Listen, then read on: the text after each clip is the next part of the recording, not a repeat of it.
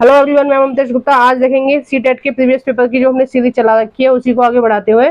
और ये जो पेपर है ये 9 दिसंबर 2018 को हुआ था। और ये सेकंड पेपर का जो वो वाला पार्ट होता है ना, सोशल साइंस वाला, ये वो वाला पार्ट है। ठीक है, आइए शुरू करते हैं 31 से। स्थल का, एक मिनट में पेन ले लेती हूँ। स्थल का एक सकरा भाग जो दो बड़े स्थलीय भागों को एक दूसरे से जोड़ता है उसे क्या कहते हैं? स्थल संधि, द्वीप, तीसरा है खाड़ी, चौथा है जल संधि। तो इसका जो सही आंसर है वो है स्थल संधि। देखिए, मैं आपको एक बार बता भी देती हूँ। जैसे एक ये वाला भाग है, ठीक है, स्थल का, और एक ये वाला भाग है, ठीक है, और बीच में एक छोटी सी सकरा सा भाग होता है ना। क्या होता है? छोटा सा सकरा सा भाग होता है जो इस वाले भाग को इस वाले भाग से जोड़ता है। ठीक है, दोनों को एक दूसरे से जोड़ता है, उसको क्या बोलते हैं? स्थल संधि। और देखो, जल संधि किसको बोलते हैं? जब ये वाला भाग है और ये वाला भाग है तो बीच में क्या है? एक छोटी सी नदी टाइप की होती है ना। वो इस वाले भाग को इस वाले भाग से मिला रही है, तो उसको क्या बोलेंगे? जल संधि। ठीक है, आइए नेक्स्ट देखते हैं। निम्नलिखित में से कौन सा महाद्वीप आकार में सबसे छोटा है? तो अगर आपने 6 क्लास की एनसीईआरटी पढ़ी है और देखा होगा, उसमें जो सबसे छोटा आपको दिखाई देगा, आप कमेंट बॉक्स में बताएंगे कौन सा है सबसे छोटा। पहला है दक्षिण अमेरिका, दूसरा है अफ्रीका, तीसरा है यूरोप और चौथा है ऑस्ट्रेलिया। तो 32 का जो सही आंसर है वो है फोर्थ। नेक्स्ट देखते हैं 33। उच्च प्राथमिक स्तर पर सामाजिक विज्ञान में शामिल है। पहला है इतिहास, भूगोल, अर्थशास्त्र।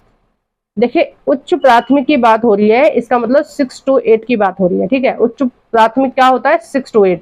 अब देखिए 6 to 8 पे कौन कौन से सब्जेक्ट होते हैं आपके पास, उनकी बात हो रही है। ठीक है, इतना तो आपको पता होना ही चाहिए। बी है इतिहास, भूगोल, राजनीति विज्ञान, अर्थशास्त्र। तीसरा है इतिहास, भूगोल, राजनीति विज्ञान और समाजशास्त्र। चौथा है इतिहास, भूगोल, राजनीति विज्ञान और मनोविज्ञान। तो देखिए 33 का जो सही आंसर है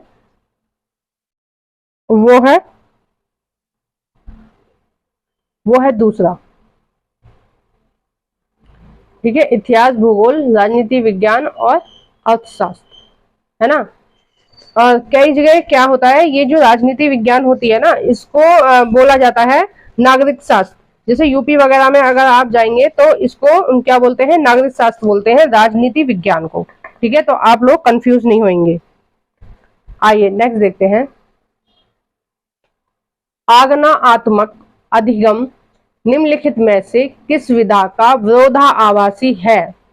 पहला है संरचनात्मक प्रशिक्षण, दूसरा है अनुकरण, तीसरा है निपुणात्मक अधिगम, चौथा है व्याख्यात्मक शिक्षण। तो इसका जो सही आंसर है वो है फोर्थ। ये जो आगमनात्मक अधिगम होता है ये व्याख्यात्मक शिक्षण का विरोधाभासी होता है। नेक्स्ट देखते हैं 35। दिए गए कथन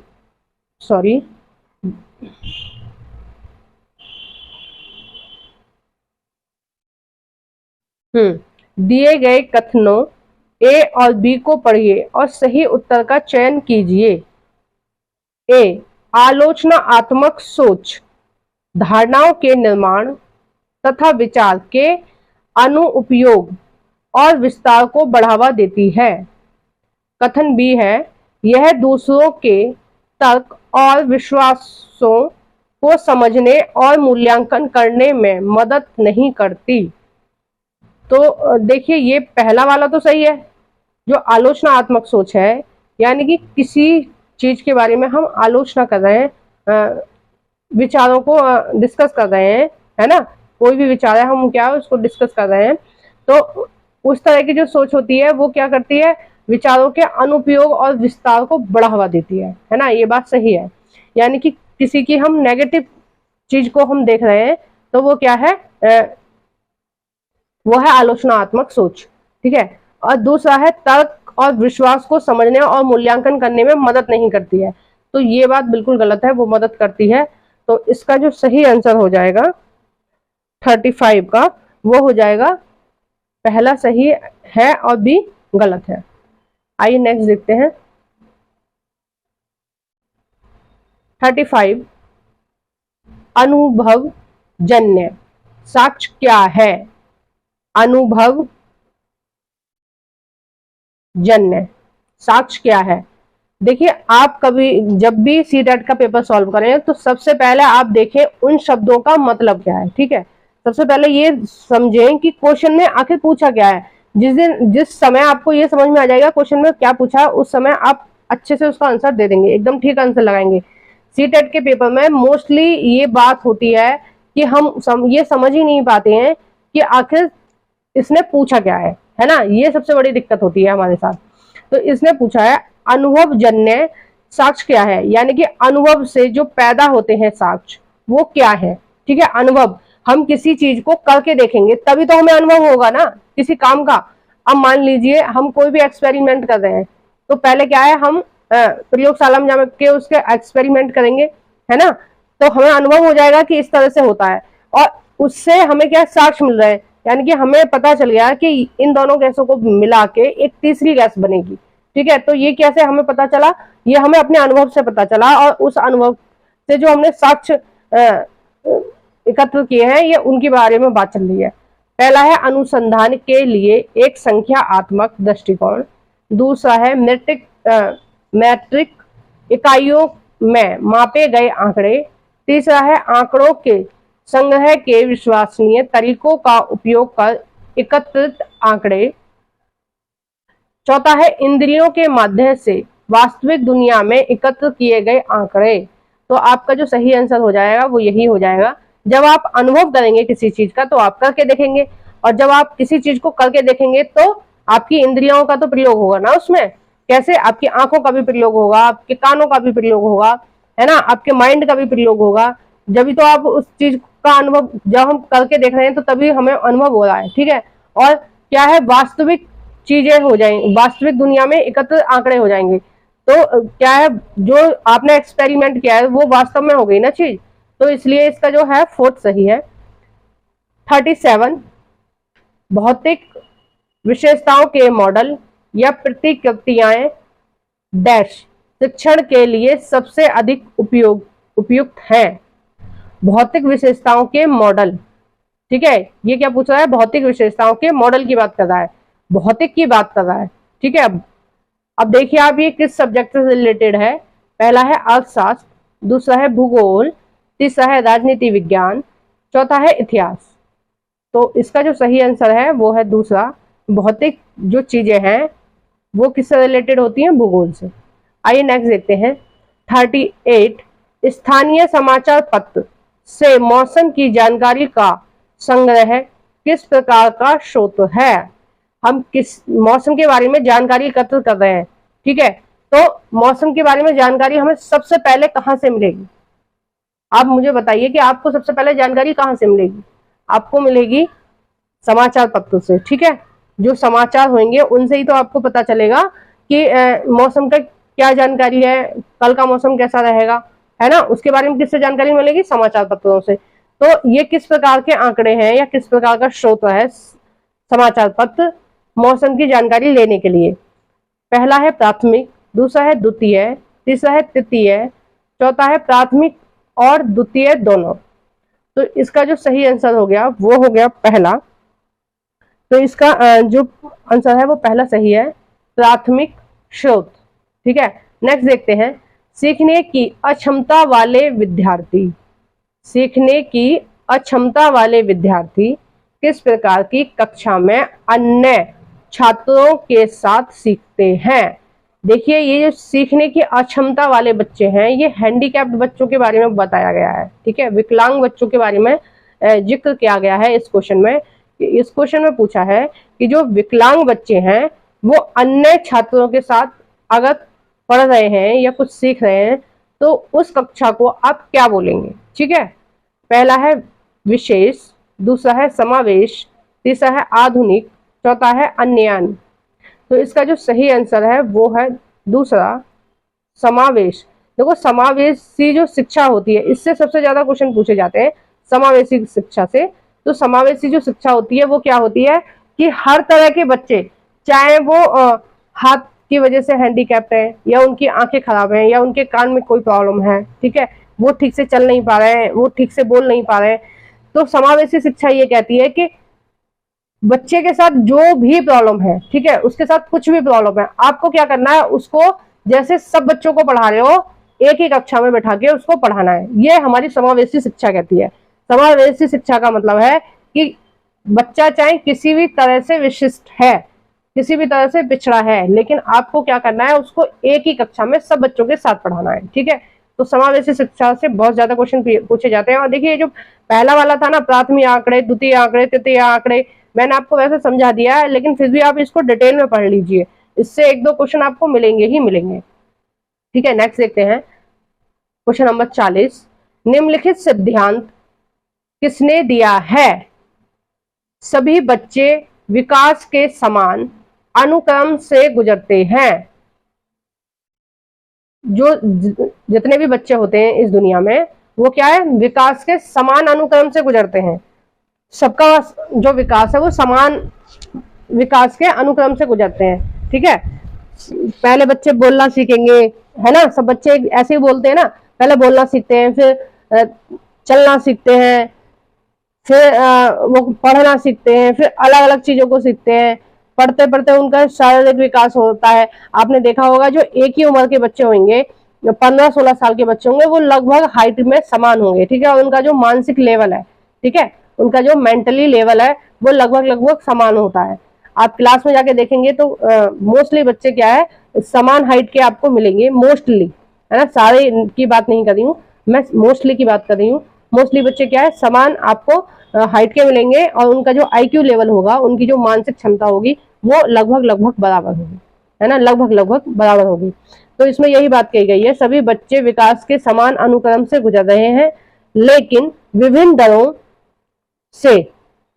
इसलिए शिक्षक को पूरी तरह से कक्षा के लिए नहीं, बल्कि व्यक्तिगत बच्चों और छोटे समूहों के लिए गतिविधियों की योजना बनानी चाहिए।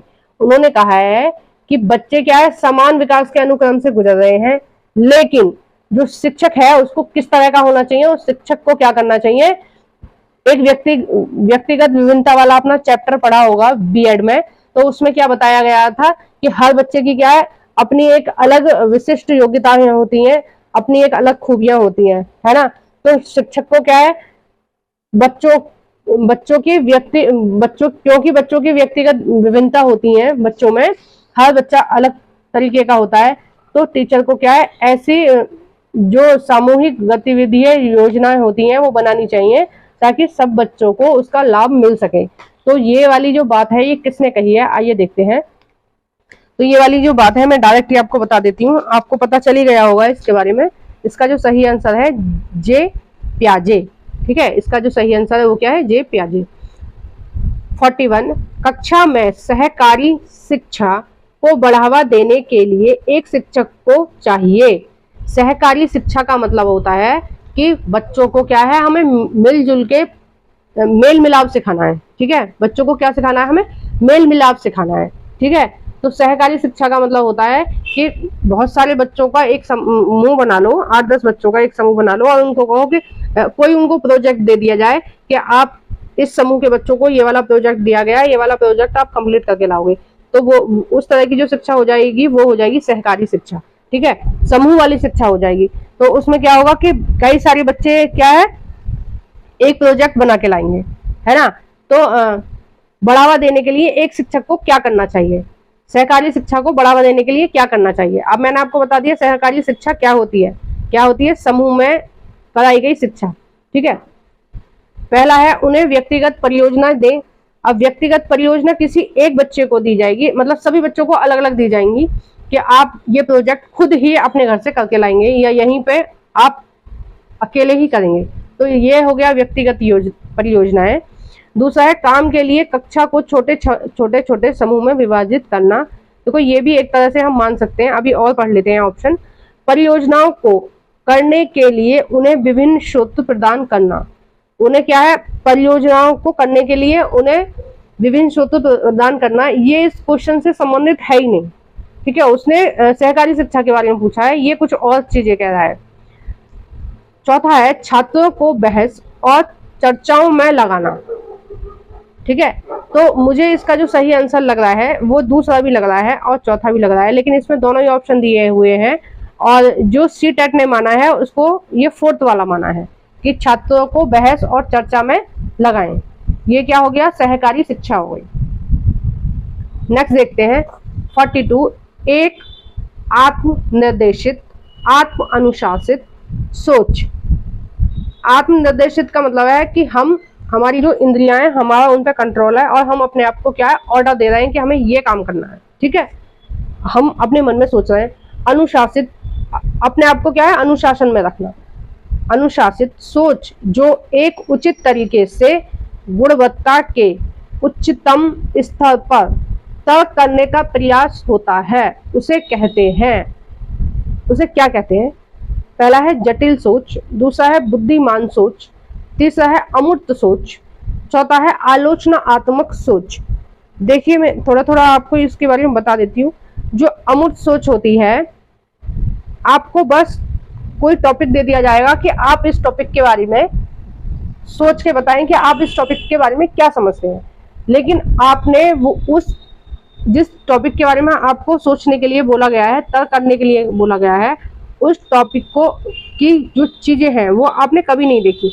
जैसे आपको बताया गया है कि आप कोई एक नई गाड़ी का आपको बनाना है, ठीक है, तो ये क्या हो गई, अमूर्त सोच हो गई कि ऐसी गाड़ी बनानी है जो किसी ने अभी तक नहीं देखी है, कि ऐसी गाड़ी बनाओ कि जो उड़ भी सके, ठीक है, एरोप्लेन की तरह उड़ भी सके और जमीन पर चल भी सके। तो ऐसी गाड़ी तो अभी तक आपने कभी देखी ही नहीं है। तो उस तरह की वो बच्चा क्या है कल्पना करेगा कि हाँ हम इस तरह बना सकते हैं किसी भी गाड़ी को। ठीक है, तो वो बच्चा खुद से कल्पना करेगा। दूसरी बात हो गई जो मूर्त चिंतन हो गया। मूर्त चिंतन किसको बोलते हैं? कि आपको गाड़ी दे दी गई कि देखो भाई ये वाली गाड़ी है और ये गाड़ी है और इसमें क्या है इस तरह से चेंजेस करने हैं कुछ और आपको नई गाड़ी बनानी है। तो वो क्या होगी, एक तरह की मूर्त सोच हो गई, क्योंकि गाड़ियां बहुत सारी हैं जो चल रही हैं रोड पे, है ना। तो हमें क्या उसके जैसी कोई दूसरा मॉडल बनाना है, लेकिन हमें बिल्कुल डिफरेंट बनाना है जो आज तक किसी ने देखी ही नहीं है, हमने भी नहीं देखी है उस तरह की गाड़ी। तो वो कैसा हो गया, वो हो गया एक तरह का अमूर्त चिंतन। ठीक है, जिस चीज के बारे में, जो चीज हमने कभी देखी ही नहीं है उसके बारे में अगर हम तर्क कर रहे हैं या सोच रहे हैं, वो हो गया अमूर्त चिंतन। और जो चीज देखी है उसके बारे में हम तर्क कर रहे हैं तो वो हो गया मूर्त चिंतन, है ना। तो इसका जो सही आंसर है वो हो गया फोर्थ, आलोचनात्मक चिंतन। देखो आलोचनात्मक चिंतन एक आलोचनात्मक सोच एक अपने आप में बहुत बड़ी चीज होती है। ठीक है, आप किसी भी टॉपिक के बारे में बात कर रहे हैं और बच्चे को आप फ्रीडम दे रहे हैं कि आप बताओ कि आप इसके बारे में क्या सोच रहे हो। ठीक है, आप इसकी नेगेटिव चीजें बताओ, पॉजिटिव चीजें बताओ। तो अगर आप उसके बारे में उस बच्चों को बोलेंगे तो उनकी क्या तर्क क्षमता बढ़ेगी। ठीक है, उनके सोचने का तरीका चेंज होगा, बढ़ेगा, है ना। जब उनका सोचने का तरीका बढ़ेगा और उनकी सोच डेवलप होगी तो उनका क्या होगा, मानसिक विकास होगा। तो इसलिए जो आलोचनात्मक चिंतन होता है उसको बहुत अच्छा मानते हैं बच्चों के लिए। तो इसका जो आंसर है वो फोर्थ हो जाएगा। 43, अजंता गुफाएं चित्रों में इस्तेमाल किए गए रंग निम्नलिखित में से किस सामग्री से प्राप्त किए गए हैं? देखिए 6th क्लास एनसीईआरटी से आया है क्वेश्चन। पहला है ग्रेफाइट, दूसरा है पौधे और खनिज, तीसरा है स्लेट, चौथा है पशु अंगों के अवशेष। अजंता की जो गुफाएं हैं ये इन गुफाओं में जो भी चित्रकारी करी गई है उनके लिए जो रंगों का इस्तेमाल किया गया है वो पौधे और खनिजों से बनाए हैं रंग। इससे बनाए, पौधे और खनिजों से बनाए हैं रंग। ठीक है, नेक्स्ट देखते हैं 44, सबसे पुरानी पांडुलिपियां डैश पर लिखी गई थी। पांडुलिपियां लिखी गई थी, किस पर लिखी गई थी? पांडुलिपियां क्या है, जो पुराने वेद हैं या शास्त्र हैं वो क्या है पांडुलिपियों पे लिखे जाते हैं थे। अब ये पूछ रहे हैं कि पांडुलिपियां जो थी वो एक तरह से वो किस चीज से बनाई गई थी, है ना, वो एक तरह से किस चीज पर बनाई गई थी। अब देखते हैं, पहला है पत्थरों, दूसरा है पौधों और खनिज, तीसरा है लकड़ी, चौथा है ताड़ पत्रों। तो इसका जो सही आंसर हो जाएगा वो हो जाएगा चौथा, तो हिंदू समाज के, हिंदू धर्म सबसे पुराना धर्म है इस दुनिया का, और हिंदू धर्म के जितने भी ग्रंथ हैं वो ज्यादातर ताड़ पत्रों पर बनाए गए हैं। ताड़ नाम का एक वृक्ष होता है, वो होता है हिमालय में। हिमालय की जो श्रेणियां हैं उनमें एक ताड़ नाम का वृक्ष होता है, और उसको क्या है, वो बहुत हल्का होता है, और उसका जो वो होती है लकड़ी, वो एकदम व्हाइट होती है, ठीक है, वेट में हल्की होती है और बिल्कुल व्हाइट होती है।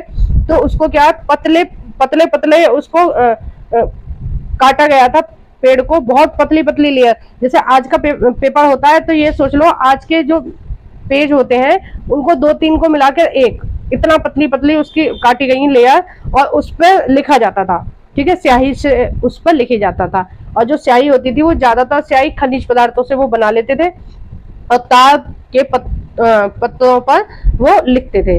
तो जितनी भी पांडुलिपियां हैं वो क्या है, ताड़ पत्तों पर लिखी गई थी। नेक्स्ट देखते हैं 45, और ये इस वीडियो का लास्ट क्वेश्चन है। मानव इतिहास में निम्नलिखित में से कौन सी अवधि या काल सबसे लंबा है? पहला है महापाषाण काल, दूसरा है नवपाषाण काल, तीसरा है महापाषाण काल, और चौथा है पुरापाषाण काल। तो इसका जो सही आंसर है वो हो जाएगा पुरापाषाण काल। देखो ये भी 6th क्लास एनसीईआरटी से आया है, ये भी 6th क्लास एनसीईआरटी से आया है, और ये वाला भी 6th क्लास एनसीईआरटी से ही आया है। यानी कि बाहर से कुछ भी नहीं पूछा जाता। जो लोग आपको ये बताते हैं कि आप यहाँ से तैयारी करो, इस बुक से तैयारी करो, मैं कहती हूँ आप किसी की बात भी मत सुनो। आप 6 से और 8 तक की एनसीईआरटी खरीद लो और अच्छे से रट्टा मार लो। आपको पास होने से या क्वालिफाई करने से, सीटेट क्वालिफाई करने से कोई नहीं रोक सकता। मैंने अब तक के जितने भी प्रैक्टिस सेट कराए हैं, कोई भी क्वेश्चन 6 to 8 की एनसीईआरटी से बाहर नहीं आया है। सारे क्वेश्चन यो की यो एनसीईआरटी से ही पूछे जा रहे हैं। यहाँ तक कि जो ऑप्शन में ये 4 ऑप्शन होते हैं ना, वो भी एनसीईआरटी के ही होते हैं, वो भी एनसीईआरटी से बाहर नहीं होते हैं, ठीक है। और मैं इसका थ्योरी का पार्ट करा रही हूँ, एनसीईआरटी का 6 to 8 एनसीईआरटी का थ्योरी का पोर्शन करा रही हूँ। मैंने ज्योग्राफी करा चुकी हूँ, 6 की, 7th की, 8th क्लास की चल रही है। अगर आप देखना चाहें तो आप मेरे चैनल पर देख सकते हैं। मैं पहले किसी भी जो टॉपिक वो है चैप्टर है उसकी पहले थ्योरी कराती हूँ, उसके बाद उसके क्वेश्चन आंसर कराती हूँ, ठीक है। तो आप चाहें तो जाके देख सकते हैं। और बहुत ही मेहनत से मैं क्वेश्चन बना रही हूँ, मैं खुद ही बना रही हूँ इस सीटेट के एग्जाम को देखते हुए। जिस तरह के क्वेश्चन इसमें पूछे जा रहे हैं उसी तरह के मैंने चैप्टरों में से छाट के लिखे हैं। तो आप चाहें तो देख सकते हैं, मेरे चैनल पे आके प्ले लिस्ट भी बनी हुई है 6 to 8 ज्योग्राफी एनसीईआरटी के नाम से, ठीक है। और इसी तरह की और वीडियोस के लिए सब्सक्राइब करें मेरा channel NCERT Mamtesh Gupta. Please मेरी वीडियो को लाइक भी किया करो, और जो आपके फ्रेंड्स सीटेट की तैयारी कर रहे हैं उनके साथ मेरी वीडियो को शेयर भी करा करो। Thank you for watching everyone.